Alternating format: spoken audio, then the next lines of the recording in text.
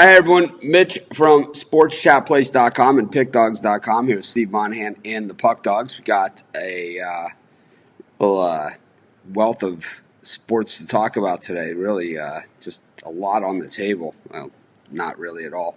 But, we'll find some things and we'll just pass the time as we normally do. Just want to let everybody know that we're still here. I think really that's the whole point of the show these days is that we're kind of all in this together.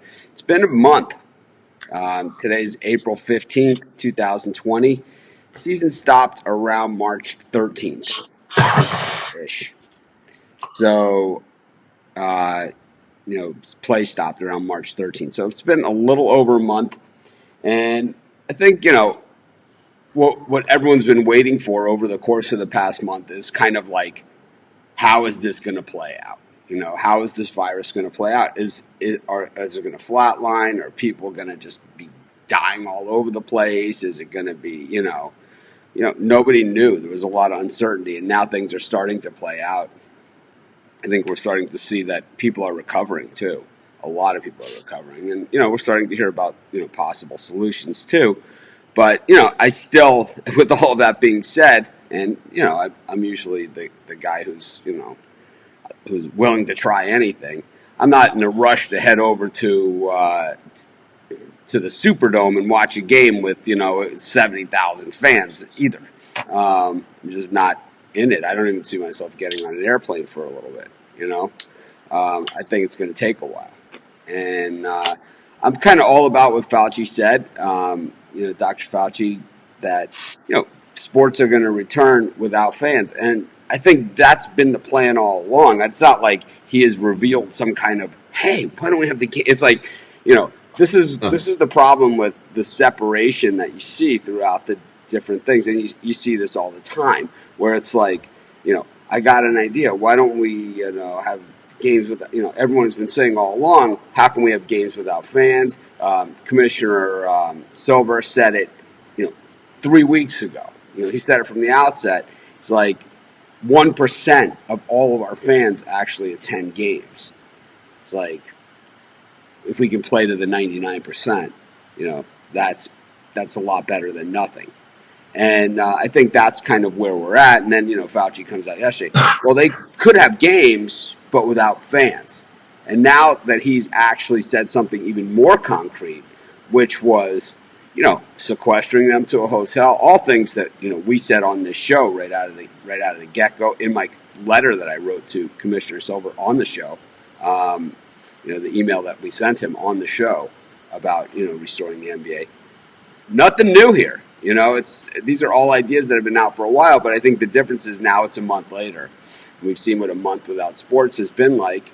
We've also seen that, how this virus is kind of playing out, where, it doesn't seem to, and I'm far from a medical expert, and boy, am I not familiar and probably stepping in an area where I know nothing at all. But it seems to me that people are recovering. There are people not recovering, but there seems to be other circumstances that go along with this. And I think part of what Dr. Fauci was saying is that if you sequester these teams, have some kind of surveillance over them. Not like, Big Brother, like watching them go to the bathroom and stuff. But, just kind of like making sure that everybody's following the rules. And then have weekly testing, which the testing has gotten quick now. That's one thing that has happened. The testing went from like, a week to 3 to 5 days. Now the testing results are happening almost instantaneously.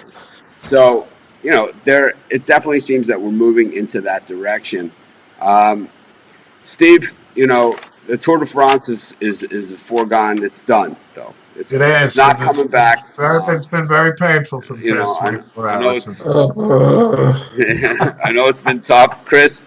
The training, the preparation, the mental preparation. I had my like fake yellow jacket or yellow jersey in the closet, just hanging up, just staring back at me. Does this mean you won't be doing the show sitting on a bicycle seat anymore? That you're just going to switch to a regular chair? Is that what's going to happen here? I don't know if I can ever go back. tell you, man, Tour de France is one thing they should have just said. Like how players get suspended, for drug use and things like that. They should just suspend the Tour de France for drug use. It's horrific. It's like the best was, my favorite Tour de France all time thing is when Greg LeMond called out Lance Armstrong for being a doper. Long before that Armstrong ever admitted it. He's like, this guy's a doper, It's like, yeah.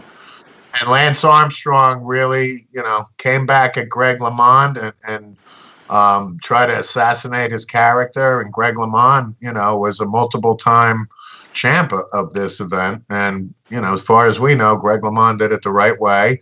And it really goes to Lance Armstrong. Not only was he a cheater, but once it got revealed of his character, this guy, oh God, was a whole package of just, disgust, really, Lance Armstrong. He's one of the most, if not one of the most disgraced athletes in the history of sport. I believe that he is, when all is said and done, that Lance Armstrong will be up there because I think that other guys have had issues, a lot of guys have had issues throughout time, in sports. And I think most guys have come clean with their mistakes. And I don't think that other guys had quite the help that these guys, had. Barry Bonds was a great baseball player when he was a skinny little stick in Pittsburgh. They still made it deep, They were, he was still one of the best players in all of baseball. Any of the other guys that, Roger Clemens was a great pitcher long before, coming out of high school, he was a great pitcher. And, I think it goes on and on. Alex Rodriguez, any of these guys. And I think, how you come back from it is all part of it. But Lance Armstrong, to me, is the guy that, I don't know, man. It's like maybe I just don't follow Lance Armstrong that much, but I don't see the remorse, that I see from Alex Rodriguez, who basically admits how embarrassing this was for him. For us in Canada, the biggest was even before Lance Armstrong. It was Ben Johnson, the 100-meter dash. And him and his running the 100 meters, and he got stripped of his medal for doping. Yeah, that's a good one. That was big. That was huge for Canada here. But I'm glad you brought up Barry Bonds. So Barry Bonds, to me, to your point, was on his way to the Hall of Fame, like Roger Clemens was, right? As a Pittsburgh Pirate. So then he comes into spring training after seeing McGuire Sosa, right? And then he becomes this jealous guy. And before you know it, he looks like, a caricature of himself, right? But that book, Game of Shadows, about Barry Bonds and the doping, really, I highly recommend it to anybody, especially now with the downtime, if you're looking for something to read. Game of Shadows, I think it came out, 8-9 years now, something like that. And it was written by the San Francisco beat writers of the Giants. But I was stunned at what a complete asshole Barry Bonds turned into and the way that he treated people. And you know what? Hopefully time, he realizes over time, how he acted. But 73 home runs to me, Roger Maris to me is still the home run king at 61. I'm sorry. I cannot sit here and say Barry Bonds 73 home runs. I refuse to do it. I refuse to acknowledge it. How much do we think that the doping actually helps, though? I mean, we're not talking that this doesn't turn you from, an average hitter into, one of the greatest home run hitters of all time. No one has ever said that, No, but Barry Bonds hit what? Probably, 30. I thought that the doping has a lot more to do with the recovery, than actual building the muscles. I mean, I don't know. Come on, 73 is such a ridiculous number. I can't even. But, we're also talking about, watered down pitching staffs. We're talking, I mean, do you think in 61 that Andrew Kashner could have made a major league roster? I mean, now he's minus 260, when he starts for the Red Sox. It's crazy, right? But I mean, that's a discussion for another day. But it's like watered down pitching staffs, with 5-man rotations. I mean, that's really what it comes down to for a lot of the big hitting and offensive numbers. Also, smaller ballparks, liver ball. I got it. I mean, plus the players in general work out. Bigger, faster, stronger, doing it right. I got that. So we're getting a lot of comments here, which is good. But I just want to let everybody know that this is I've made this announcement about 6 months ago, and I'm finally going to start making it now. This is probably our last week or so in this setup for me on my live. My new studio will actually be coming to fruition. No one stole my money this time. No one did any of that stuff. I got all new everything. I got a whole new studio set up. I'm really, really excited. And then once my studio is set up, I'll start working on some of the remote things. I think I like Chris has a good setup here. Is like we can work on him a little bit. Like he's got this much room on top of his head. It's not ideal, but we can work. But his background and his general pictures is super clear. Steven Rock could use a little light.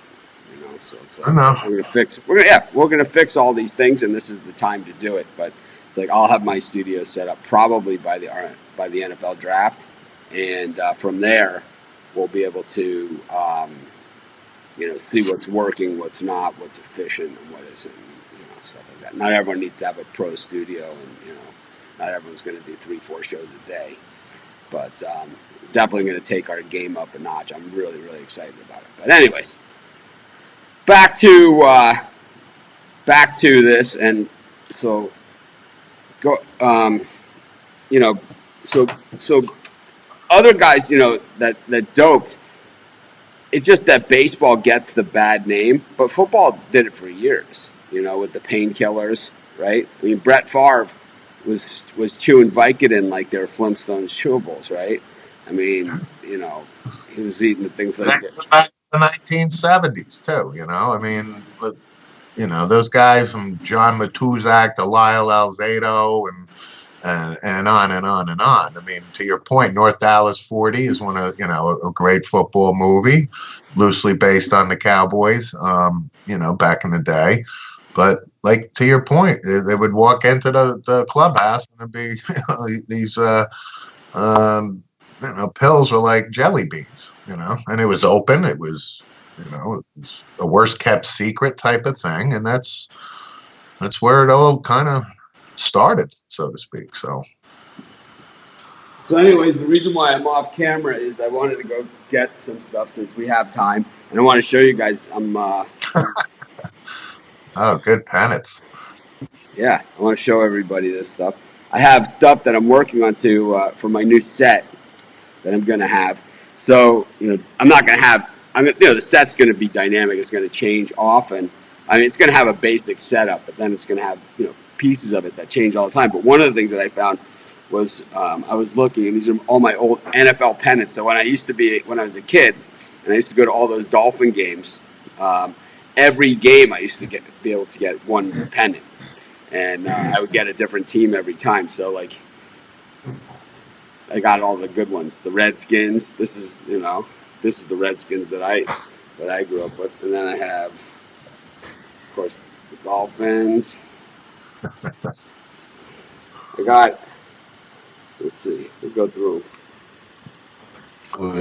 Oh, that's a goodie. Dolphins. Nice. Vikings. That one looks like it's got a stain on it. This is Bears, a little bit of damage. The Bears. The Falcons.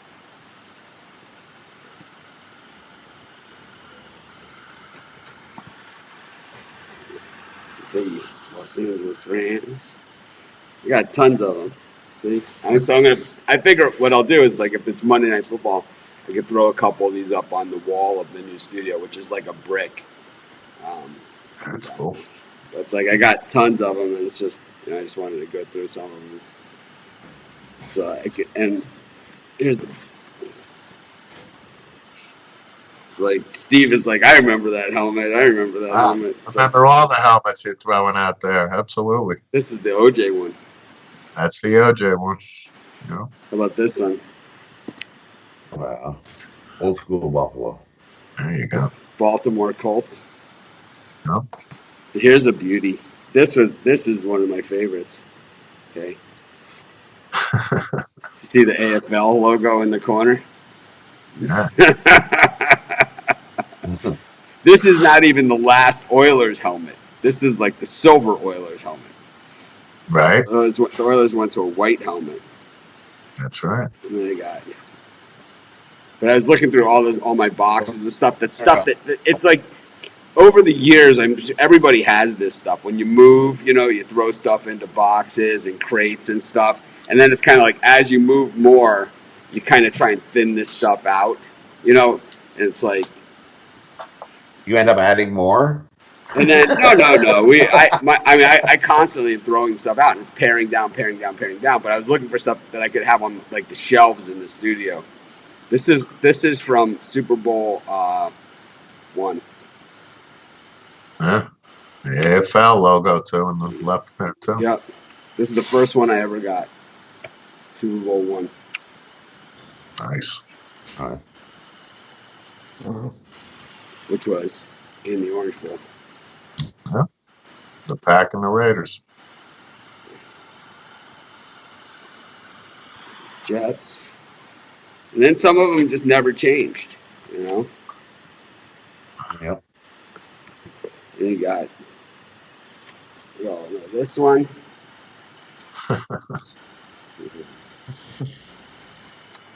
Then this one came back into style. Yeah. It went out. It came back. It's like the Rams. I have two. I have the blue. Ron Jaworski was the quarterback for the Rams, I think, when they went back to the that color scheme. St. Louis Cardinals. This is a Joel Suffian. I'm sure would love this. Yeah. This is back in the Jim Bakken era, who in our group text we talked about how much tail Bakken must have gotten. Chargers.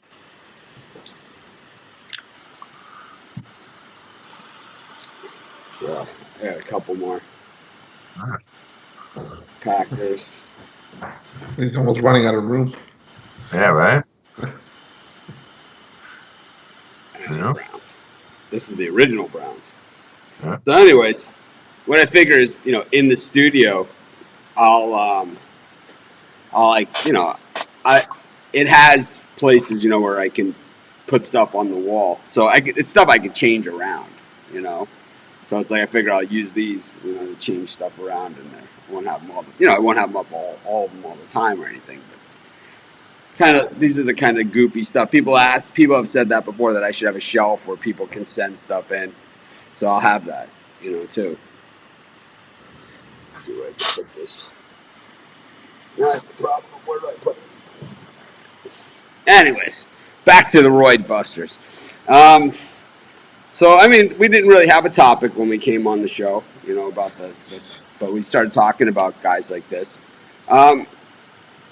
Any of these guys, is there any, so Ryan Braun is a guy that had the steroid suspension. He came back. He got thrown at a ton. If we ever get back to baseball, they're talking about how much the Houston Astros are going to get thrown at. And Steve Pearce retired from the Red Sox and said, we didn't cheat. I kind of believe him. They were terrible last year. Yeah, they were. They were horrible. But what about the year when Mookie Betts went from 225 to league MVP?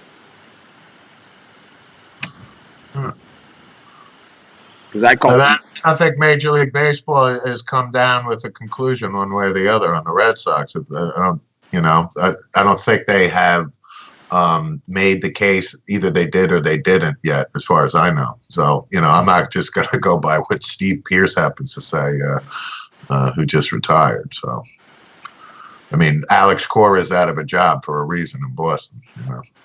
Let's not forget that. So, Yesterday, Mel Kiper did his 4th version of the NFL draft, and he had Justin Herbert going to Miami with Tua going with the next pick to San Diego. He had a lot of the guys that we had in our draft. He had, the first 3 he has not wavered on, but after that, there has been a lot of switching around. Any of you guys have a chance to see that draft that he put out? Because he had Jerry Jeudy, a lot of people had Jerry Jeudy later on. I had him really early, and he had him really early too. He had him not as early as I had him, but he had him super early. He also had Chazon from LSU up pretty high too, like I did. My Cowboy pick at 17 is Mel's got him up a little higher, huh? Who? Chazon, the defensive end from LSU. No, I know that, but who are we talking about here? Who? Mel? I don't have ESPN Plus, so I can't see Mel Kiper's. Yeah, I don't see. He was on yesterday, and he did a show, and Mel Kiper is ESPN's draft. Mel Kiper is the guy who really was he's not the first, but he was one of the first real draft gurus. He used to sell his draft preview, and it was basically printed off of a photocopier, and it was like a stack of stuff. I used to get it all the time. And Mel Kiper was around when Mitch and I were freshmen at Boston University, sitting there watching. That's how long he's been covering. That's how long it is. And he's never 100% right, and he's never 100% right on his insights. I mean, he had Jamarcus Russell. He's the guy who will overrate guys, and he also. He's been critical of teams' drafts in the past too, and there have been GMs that said, "Yeah, that's why he doesn't work for an NFL team." Bill Polian. Bill Polian. He was like, and when the Jets drafted Jeff Lageman, that's when he said, "It's become crystal clear to me that the Jets have no idea what they're doing when it comes to the NFL draft." And so he certainly hasn't been. He hasn't been right or wrong, He provides insight on players. His projections, I think he gets a little carried away with guys, is what happens, And his guys that were reaches, he sees them as higher. And the guys that he sees as surefire hits, like Ryan Leaf, don't always pan out. He likes Trubisky too, Yeah. But it's not an exact science. He had Tua going 6 to the Chargers, Derek Brown to the Panthers, Wirfs to the Cardinals, Jerry Jeudy at 9 to the Jags, Becton to the Browns at 10, which I believe is where we had him too, and Jedrick Willis from Alabama to the Jets, C.J. Henderson to the Raiders, CeeDee Lamb to Oklahoma, to 49ers. This is pretty much where you guys had him too. Andrew Thomas to the Bucks. I had Andrew Thomas to the Browns at the earlier pick there, and I had Becton going higher than that. And then Justin Jefferson, he has him at 15. I had Jefferson pretty high too. I had him as the second wide receiver off the board. Chazon to the Falcons. Xavier McKinney to Alabama, to Cowboys. And then Kinlaw from South Carolina to the Dolphins. Jordan Love to the Raiders. Kenneth Murray, Chris's guy, to the Jags, exactly where Chris had him. That's, and if there's a team that really doesn't know what they're doing, with the NFL draft these days, it's the Jaguars. These are the guys that, drafted. Predicted by a guy who doesn't know apparently what he's doing with the NFL draft either, and me. So yeah, but I just don't even understand it. It's like, it's not that difficult, I think Ozzie Newsome showed us all how easy this can be. You go with players who were good in college, who played at pretty reputable programs. You're going to build some winning teams. That's pretty much what he did. If you look at Ozzie Newsome's drafts over the years, it's like the guy that he looks at the board and it's like his best available player is the guy that you've heard of. It's always the guy you've heard of. It's rarely a reach. It just seems that he never has that reach. It just seems the guy that I can't believe he was still on the board is the guy he always has. because people become enamored, with these small school guys or something, he's taken he's taken exactly the guy that you want. What's the nose tackle they had? After they lost, he was there forever. Not Haloti Ngata? Yeah, Haloti Ngata. He replaced the guy who was like Tony Siragusa. Yeah, right. They had lost Siragusa. Ray Lewis said, I need help here. They went out and got Ngata. It was like not even. It was like it was not like this. Well, should we take it? It's like boom. The Ravens picks with Ozzie Newsome came off the board very fast. Anyways, he has Ruggs going to the Eagles, which basically is a fit. Ayuk to Minnesota, which means that Mims he has dropping. Zach Braun to Wisconsin, who Zach Braun drug test issues here. Zach is from Wisconsin. Where's he got him going? Got to New England. To New England? Yeah, but Zach Braun has drug testing problems now. So these are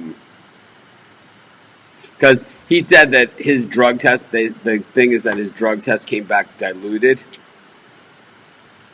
like with a high amount of water. And basically he said, he just drank a lot of water or something. But I'll tell you what, I've had diluted drug tests too, and I know exactly how that happens.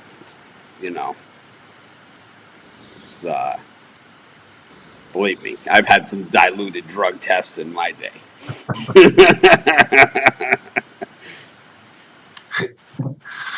Don't tell me about diluted drug tests. It's like when my nephews came to visit me, before they started at Ohio State. It's like, what are you guys doing outside? Watering the pineapples. It's like, don't tell me about watering the pineapples. I invented watering the pineapples. It's like, what the hell are you guys doing out there? Watering the pineapples. It's like, you invented watering the pineapples. You're giving me the water in the pineapple. It's like they were like 18 or 19, I think, because they actually started school a year later. They were like they were born in like the summer, so they were all like they could have either started 1 year or wait a year to start the next year. So they started the next year, which is something I wish my parents would have done too. And it's like they're like high school kids. They're going to drink or whatever. So we go to Mama's Fish House. And the waitress is like, what do you want? And they're like, oh, we'll have a Coke or whatever. I'm like, and 2 redheaded sluts for these guys. It's like... So it's like, it's a running joke with them, It's like, you guys been drinking a lot of redheaded sluts or what? Alabama Slammers. Similar drinks. Don't even tell me you never had a redheaded slut. Anyways, Antoine Winfield to the Dolphins at 26. See, when you start looking at this Dolphins draft, the way that Kuiper has it playing out, if I'm a Dolphin fan, which I am, I'm super disappointed in this draft. Herbert, I like, with Tua, I think at this point I'm kind of resigned that either of those is okay. But I think when you start getting into Antoine Winfield in the first round, after trading, basically that's the Minkah Fitzpatrick pick, right? No, that one's from Houston. So that's the Tunsil pick. Tunsil trade, right? Yeah. Well, one of them, right? They get another first rounder next year from Tunsil, too. They did pretty well with that, It's like you can look back and say, all right, here's a guy that slipped from 1 to whatever, 9 or 11, wherever they were drafting. They get him, and then they trade him for just a boatload of picks. 2 first-round picks for a bong mask? That's a pretty good deal. And then he has Patrick Queen going to the Ravens. See, there's, a typical Ravens pick right there, too. Tennessee Titans with Gross Matos, a guy that I have in the first round also. But I had him way higher than that. T. Higgins going to the Packers, which makes total sense. We all had a wide receiver going to the Packers. Noah Igbune from Auburn to the 49ers cornerback, and DeAndre Swift to the Chiefs, which I think is where Chris had him. No, I had him going to the Dolphins at 26. I had him going to the Chiefs. Yeah. I said the Chiefs were going to take Swift. Yeah. Was he the first running back taken off the board there? Yes. Oh, wow. Okay. And then in the next round, Kuiper has Josh Jones from Houston going to the Bengals, which makes sense. They need help there. Then he's got Mims going to the Colts. They need help at receiver, especially with Philip Rivers in there. They're going to need as many receivers as they can get.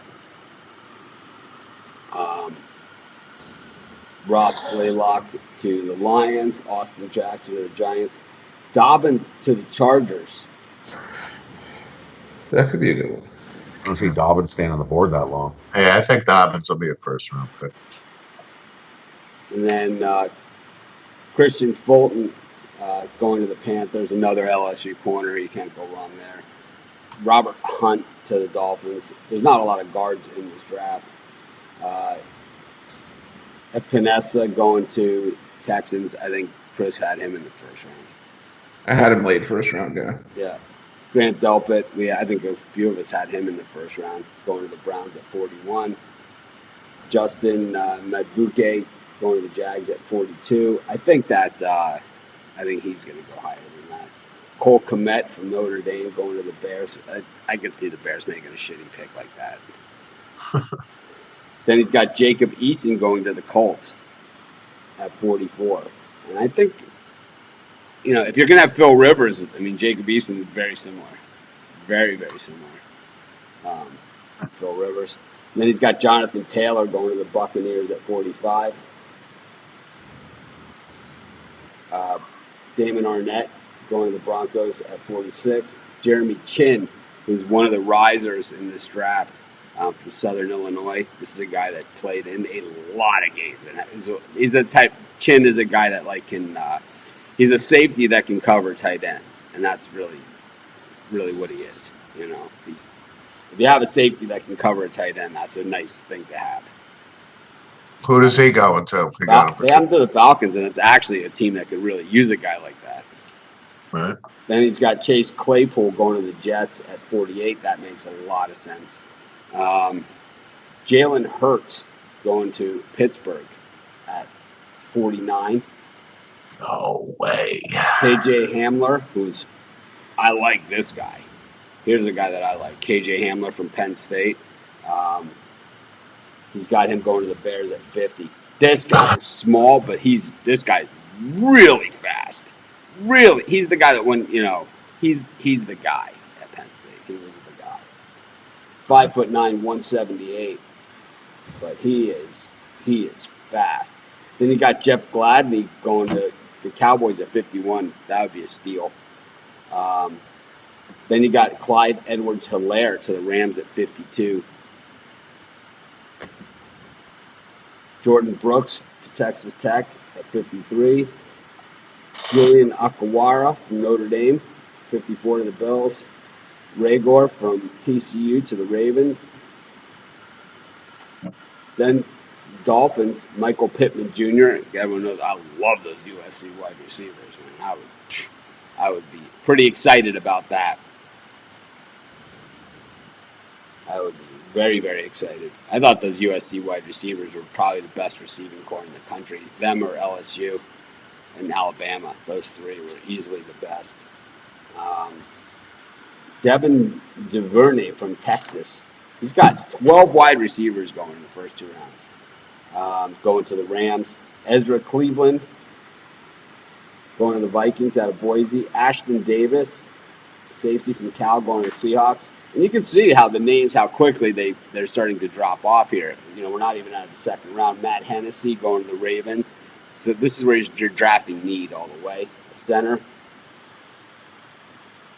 And, Marshall Yanda retired from the Ravens. So the right guard spot is open there. So even though he's a center, you can move him, or there's, they could have other guys there.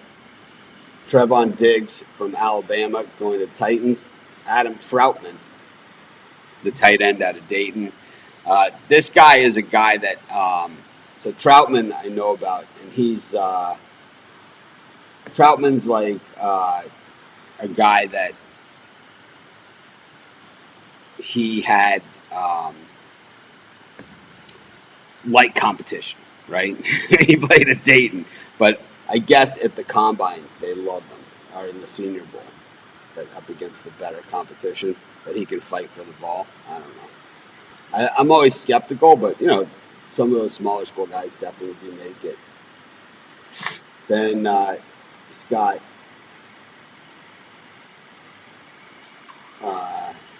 Cameron Dantzler, the cornerback to Mississippi State, going to the Chiefs.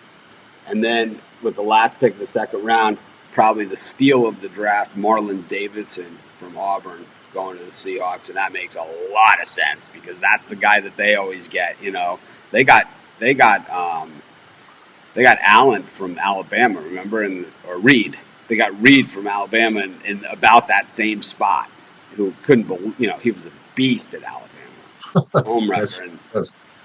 This guy, Marlin Davidson, he played on that same line.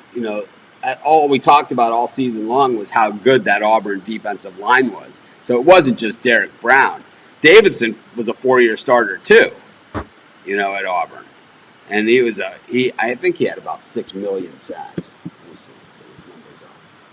But I believe that he might be the steal. I'm going to say that he's my Mitch guy, and he's going to be my guy that is going to be the All-Pro for the next 20 years. 6'3", 303 pounds. And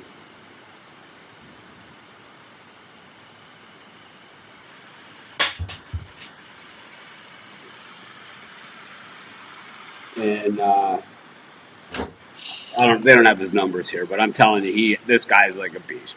And it's because he played next to one of the guys that's like, considered one of the top guys, why he's not getting it. But Auburn was known to be pretty deep. Anyways, Zach Braun and the failed drug test, or not failed drug test, diluted drug test. Any comments there, Chris? As far as the drug testing goes, I'm going to let it play out. But, Braun does fill a need at linebacker for the Patriots. Jamie Collins is gone. Van Noy's gone. The fit makes sense. I don't know about the drug test just yet, but we'll see. So, Rod, the drug test, right, under the new collective bargaining agreement that they just signed, this doesn't count as a strike against him. While in the old collective bargaining agreement, this would have counted as a strike against him. And the strike policy, as we know in baseball and football, this is a big deal now because, well, do they get 3 strikes? Well, I don't, unless you're Josh Gordon, right?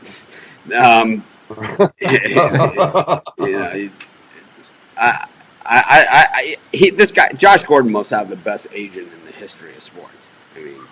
To get this, it's like I often find myself in need of legal help, and I'm going to find out who his representation is because I really think that he could probably aid my team. I love my lawyers. My guys are the best, but if we ever have something like this guy's probably not a bad guy to have on consulting. I'm sure it's not going to help our bill. Where's the next spot for Josh Gordon? What's his status? I don't think Zuniga's in this draft.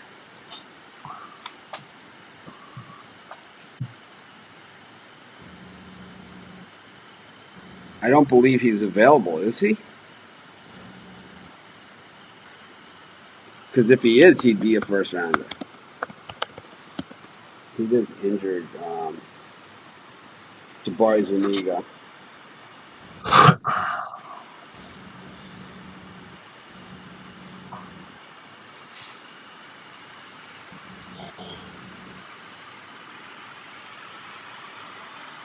Oh, maybe he is. Oh, then this is the guy that's the steal of the draft. He's injured a lot. Yeah. He ran He's mocked to go to Detroit 85th by some people. 4.64 in the 40, which is pretty slow, I guess, considering. But I don't care. I saw this guy run down running back from the backside time and time again. So I think that he's faster game speed than that. I think he was injured a lot. I see this guy being a beast. I would love to see him go to the Dolphins. He'll end up in Seattle too.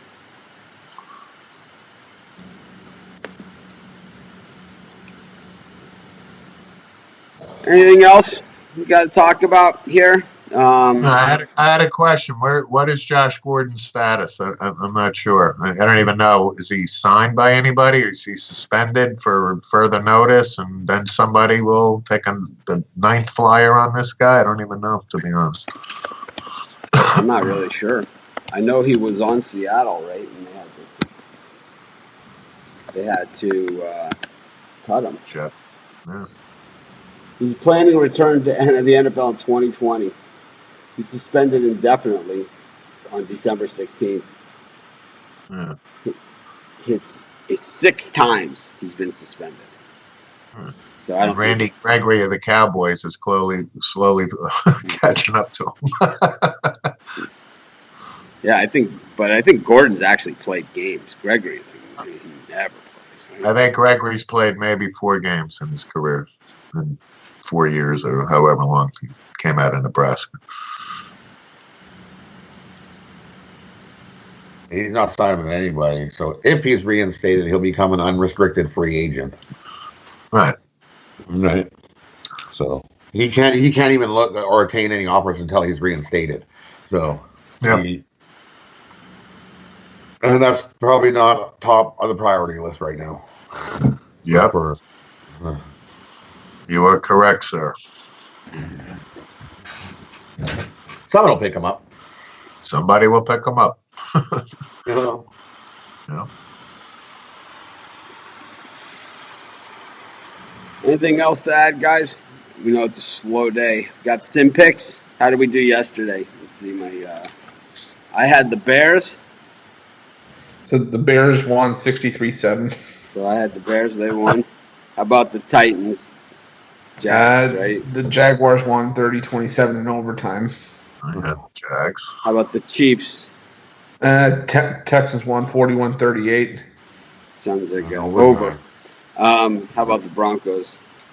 And Seahawks won 37-12. All right. So I think Rod hit them all again. I had my first 4-0 day in these sim picks with the Jaguars money line too. So it was cool. All righty. So today, 12 o'clock, Steelers at Cardinals. Steelers -5, over under 50.5. Steelers at Cardinals? Yeah, I like the Steelers here. I'll take the Cardinals money line. Cardinals for me. 3 o'clock, Giants at Packers. Packers -6.5, over under 54.5. I like Packers here. Double digit. Packers for me. I tell you what, I've had 6 heads in a row on the penny here.